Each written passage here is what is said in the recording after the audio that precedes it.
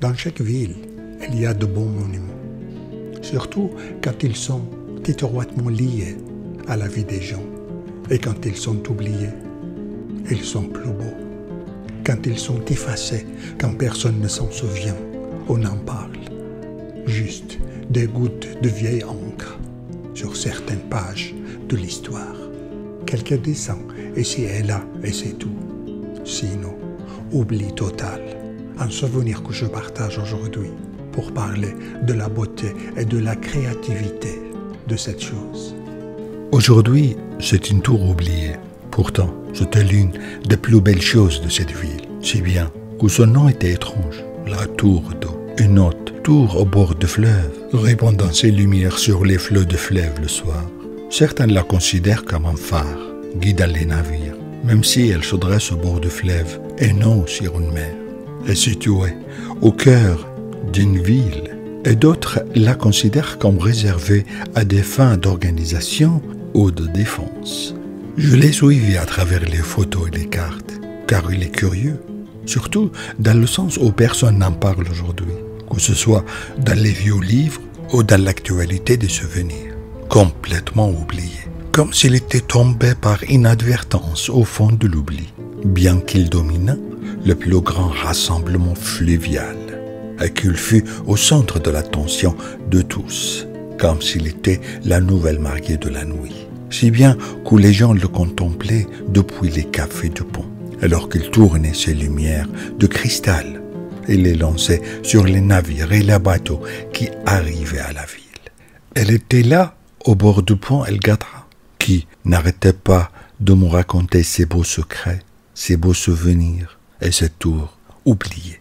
Elle existait, sa place est là, à côté de la mosquée Loisir. Ici était la tour. Aujourd'hui, ce n'est qu'un souvenir. Le premier dessin de cette tour, je l'ai trouvé dans la carte de Nasuh al-Matraki, ottoman bosniaque. Une carte dessinée par cet historien en 1524. Une carte sur laquelle il a dessiné et identifié les monuments les plus importants de Bagdad, lorsqu'il a participé à la campagne de l'armée de Sultan Suleiman le Magnifique, dans sa marche sur l'Irak. Selon Dr Raouf, la tour d'eau était ici. Cela signifie qu'elle était ici avant cette période. Donc, remonte-t-elle à l'époque abbasside? Selon la description de Dr Raouf, une tour cylindrique, surmontée d'un dôme conique effilé qui dominait l'entrée du pont, dénommée selon les sources du XVIIIe siècle la tour d'eau, car elle était adjacente à la porte du pont. Donc elle était ici en l'an 1524 et elle a été dessinée par Nasuh Effendi. Et elle est liée à la porte du pont, c'est-à-dire liée à l'entrée de la ville. Et sur sa carte, nous voyons cette belle haute tour surplombant le fleuve. Puis on la voit au XIXe siècle dans le dessin de voyage de Chesney. Lors de la visite de l'explorateur britannique Francis Chesney en 1835, il nous a présenté un bon dessin de cette tour. Et sur cette photo, nous pouvons la voir plus clairement et en détail. Nous la voyons séparée et indépendante, et dans sa taille naturelle. Et à côté se trouvait la mosquée Loisir et son dôme avant qu'il ne s'effondre à cause de l'inondation. Puis, on la voit dans le même siècle, dans le dessin de voyageurs flamandins. On la voit à travers les peintures de l'orientaliste français Eugène Flandin, en 1840, qu'il a également peint de nombreux endroits. Et à côté, le dôme de la mosquée Loisir, qui s'était effondré à cette époque à cause de l'inondation. Il est possible de la contempler et même voir ses fenêtres, même de près et plus en détail, de sorte que l'on pourrait connaître sa forme architecturale. Tour octogène et son dôme conique et pointu. Et même son style est légèrement différent du style architectural habituel. Elle ne ressemble pas à un minaret ni au dôme que l'on voyait à Bagdad à cette époque. Elle est reliée au pont et à la 5e porte de Bagdad, qui est rarement mentionnée, peut-être parce qu'elle surplombe directement le fleuve. Certaines références la considèrent comme l'observatoire astronomique de Beauchamp. Selon certaines sources, M. Pierre-Joseph de Beauchamp, l'astronome français, l'a occupé et y a établi ses instruments astronomiques pour observer les étoiles à Bagdad en 1786. Et l'observatoire était en briques et situé devant le pont.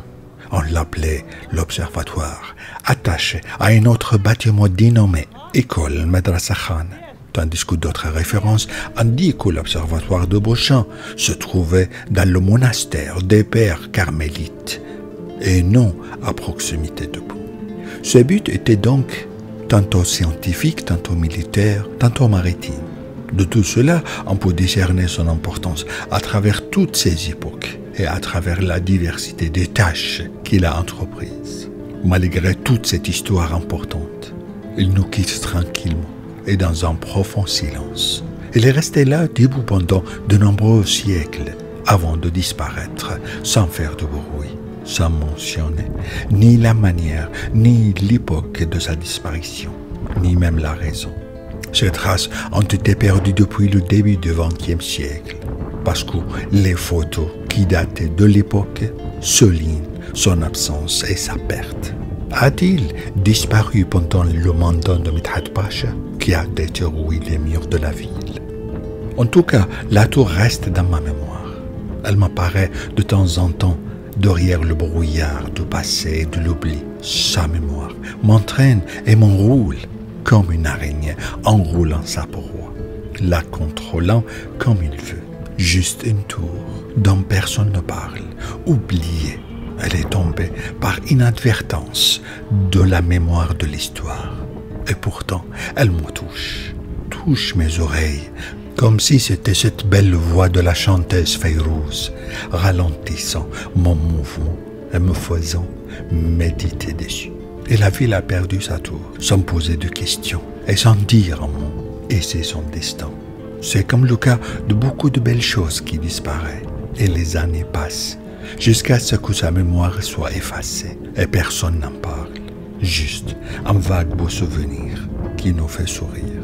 Une de ces belles choses qui a vécu avec nous, elle nous a accompagnés, puis a disparu de notre vie, de nos papiers, de notre mémoire. Ces pas se sont effacés sans laisser de traces. Et tout ce que nous pouvons dire, adieu.